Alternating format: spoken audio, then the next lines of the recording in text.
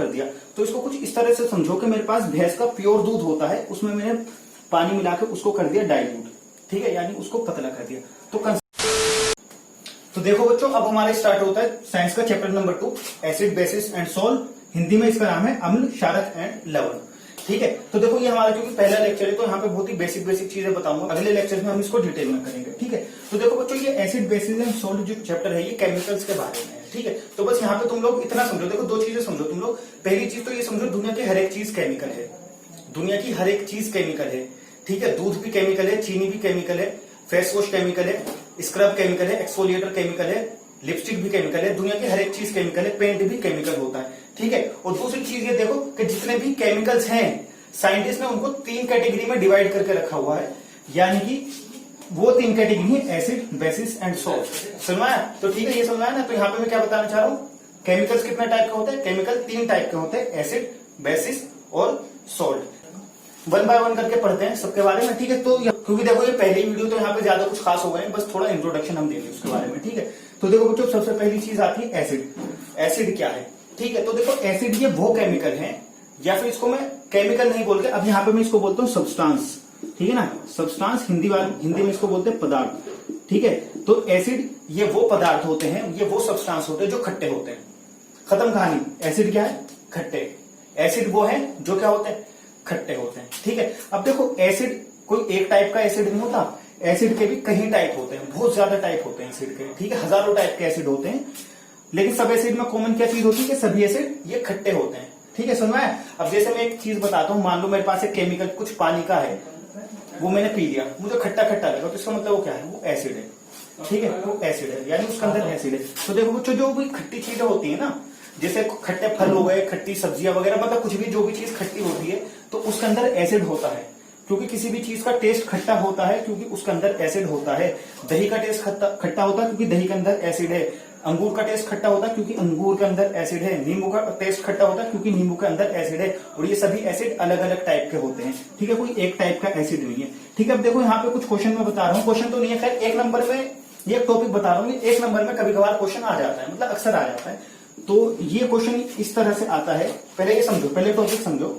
अब यहाँ पे मैं टॉपिक बता रहा हूँ कि कुछ नेचुरल चीजों में जो एसिड पाए जाते हैं उनके नाम, ठीक है। जैसे देखो दही, दही के अंदर पाया जाता है लैक्टिक एसिड, ठीक है। इंग्लिश की ज्यादा जरूरत नहीं है, दही को इंग्लिश में कर्ड बोलते हैं, CURD, कर्ड, ठीक है। इसको इसमें पाया जाता है लैक्टिक एसिड, लैक्टिक अम्ल, हिंदी में इसको बोलेंगे लैक्टिक अम्ल, ठीक है। ग्रेप्स, ग्रेप्स क्या होता है? अंगूर, अंगूर में पाया जाता है ऑक्सैलिक एसिड, ठीक है। अंगूर में पाया जाता है ऑक्सैलिक एसिड।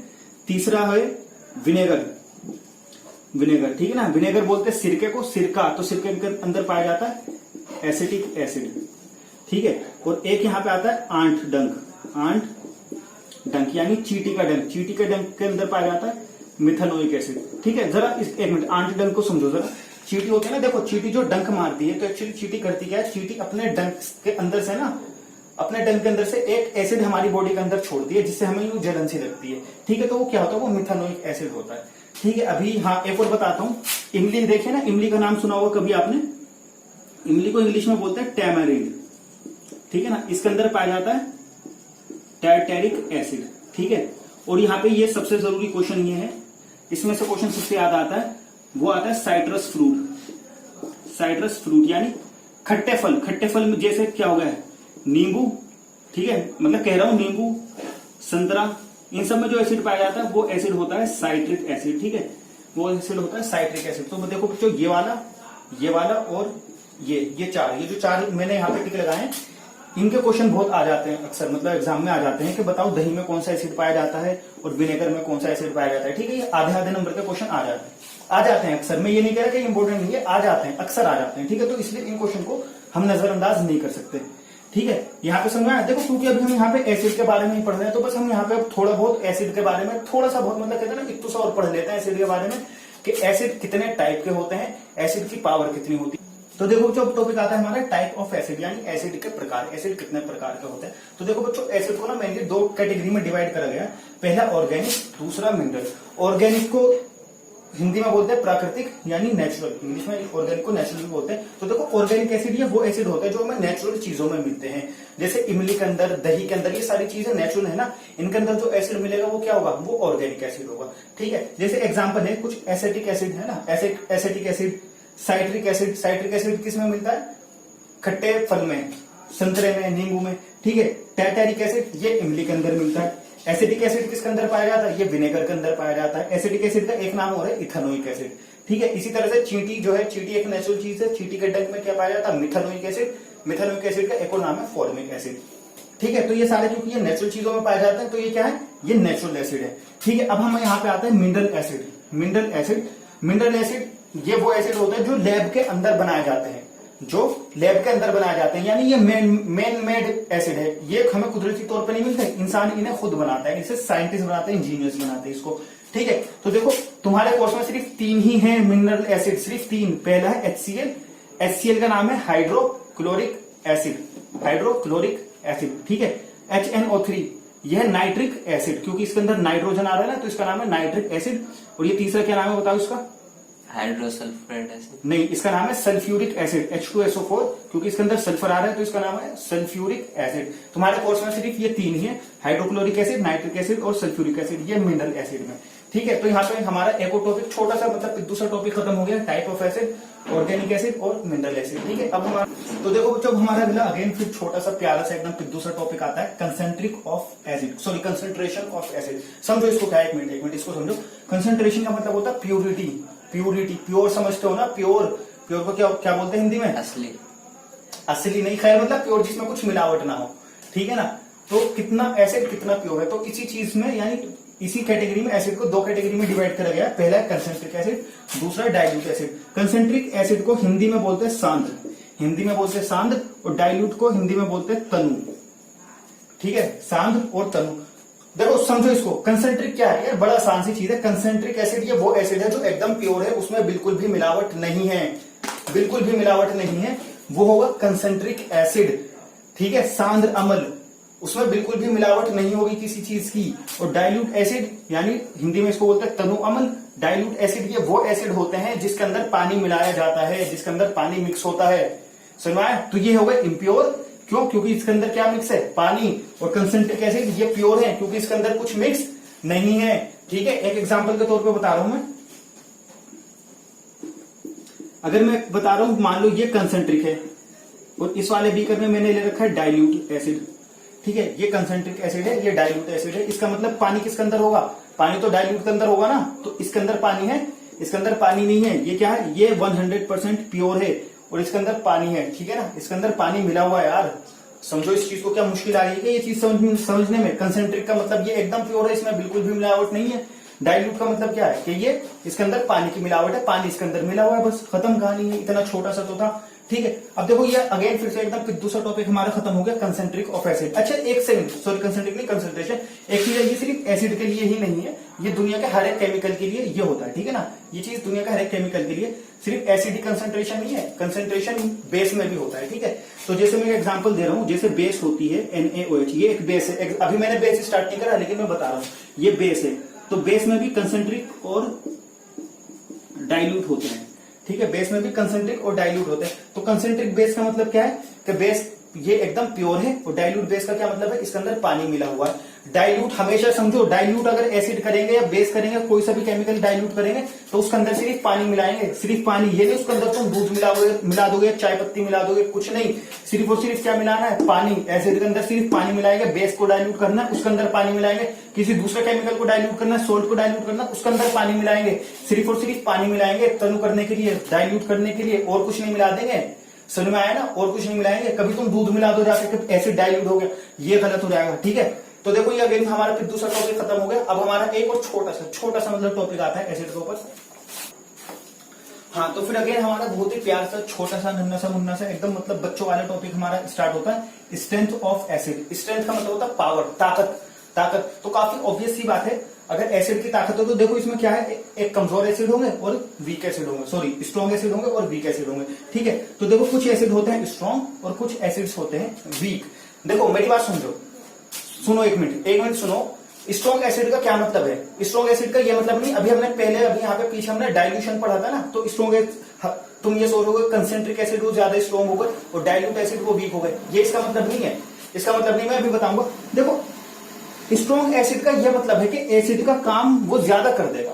एसिड जो काम कर रहा है, स्ट्रॉन्ग एसिड उस काम को ज्यादा करेगा। सुनो मेरी बात, देखो अभी आगे बताऊंगा, लेकिन तुम इस चीज को समझो। एसिड का काम क्या होता है? एसिड का काम क्या होता है? एसिड का काम होता है लिटमस पेपर को लाल कर देना। लिटमस पेपर को क्या कर देना? लाल कर देना।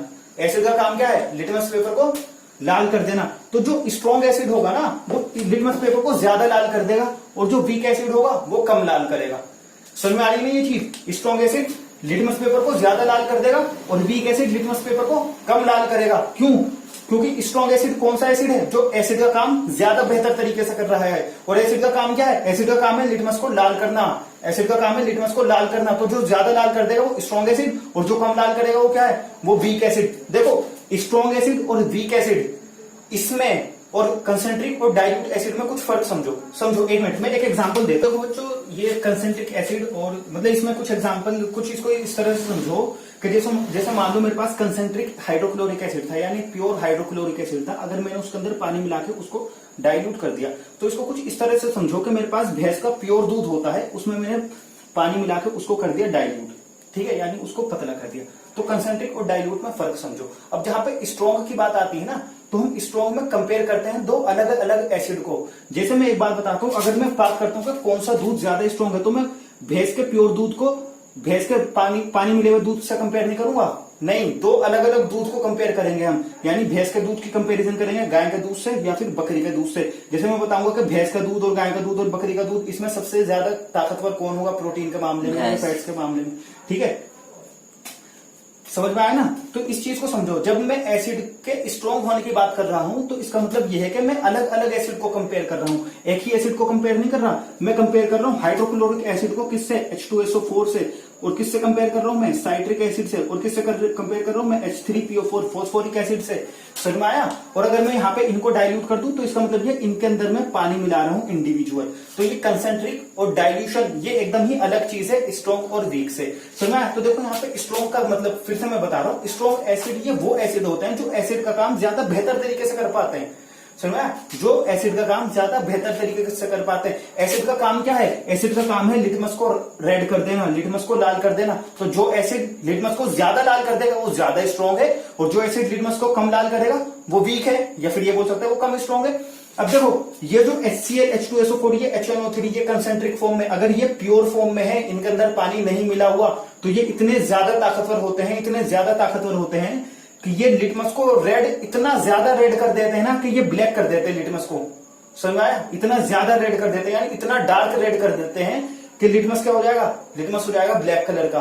समझ में आया? यहीं पे अगर मैं HCl के अंदर पानी मिला देता हूं, हाइड्रोक्लोरिक एसिड के अंदर पानी मिला देता हूं, तो ये एसिड थोड़ा वीक हो जाता है। तो ये इतना वीक हो जाता है कि ये रेड कलर का कर देता है। समझ में आया? मतलब लिटमस को क्या कर देगा? रेड। देखो सुनो, अगर वो प्योर फॉर्म में था तो वो इतना ज्यादा रेड कर देता था कि वो उसको काला कर देगा।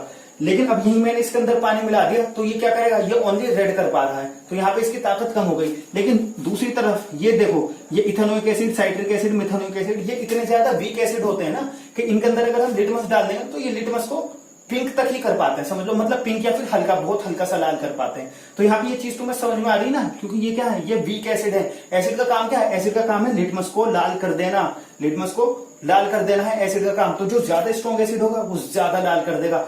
और ये hydrochloric acid, sulphuric acid, nitric acid, ये इतने ज्यादा स्ट्रॉन्ग होते हैं कि ये लाल की बजाय क्या कर देते हैं? मतलब इतना डार्क रेड कर देते हैं, इतना डार्क रेड कर देते हैं कि वो ब्लैक लगने लग जाता है। आया समझ में? और दूसरी तरफ इथेनोइक एसिड, ये वाले एसिड ये इतने वीक होते हैं कि ये पिंक और लाइट रेड तक ही कर पाते हैं। समझ में आई ना ये चीज? अब यहाँ पे देखो एक चीज तुम लोग सोचे होंगे कि इथेनोइक एसिड, साइट्रिक एसिड और मिथेनोइक एसिड का मैंने फॉर्मूला नहीं लिखा, और बल्कि यहाँ पे मैंने इनका फॉर्मूला लिखा है। ठीक है, hydrochloric acid, sulphuric acid, nitric acid का फॉर्मूला लिखा है, यहाँ पे नहीं लिखा। ठीक है, तो इसकी भी एक वजह है। बस एक्चुअली क्या है ना, इथेनोइक एसिड का और मिथेनोइक एसिड का इनका ना फॉर्मूला थोड़ा लंबा सा है, तो हो सकता है शायद तुम लोग इसको ना थोड़ा मुश्किल समझो, तो इसलिए मैंने यहाँ पे इनका नाम लिख दिया। HCl H2SO4 का फॉर्मूला सिंपल था। जैसे मैं एग्जांपल बताता हूँ, इथेनोइक एसिड का ये फॉर्मूला होता है CH3COOH। ठीक है ना, तो थोड़ा लंबा सा है, तो हो सकता है तुम इसको थोड़ा ना मुश्किल से समझो, तो इसलिए मैंने भी इसको यहाँ पे फॉर्मूला नहीं लिखा। ठीक है, तो खैर यहाँ पे ये चीज समझ आ गई ना, strength of acid and base acid. ठीक है, और देखो बच्चों 2-3 अनाउंसमेंट ये भी है। हमने ये देखा है कि अक्सर बच्चों को ना 10th क्लास के बच्चों को एलसीएम लेना भी नहीं आता और कॉमन लेना भी नहीं आता है। ठीक है, ये नेचुरल चीज है, नेचुरल तो नहीं है मतलब खैर, लेकिन हमने देखा बहुतों को नहीं आता, बहुतों को नहीं आता। तो हमने उसके लिए स्पेशली एलसीएम लेने के लिए और कॉमन लेने के लिए और ये 2x + 3x = 5x, ठीक है, ऐसी कैलकुलेशन करने के लिए हमने अलग से वीडियो बना रखी है और बेसिक मैथ्स करके उसकी एक अलग से ही प्लेलिस्ट बना रखी है। ठीक है, तो आप उसको देखेंगे तो आपको बहुत ही ज्यादा फायदा होगा। और दूसरी चीज ये भी है, देखो हमारा टेलीग्राम का ग्रुप भी है और हमारा व्हाट्सएप का ग्रुप भी है। ठीक है, तो लिंक आपको डिस्क्रिप्शन बॉक्स में या फिर कमेंट बॉक्स में मिल जाएगा, दोनों के लिंक, टेलीग्राम ग्रुप का भी लिंक और व्हाट्सएप ग्रुप का भी लिंक। ठीक है।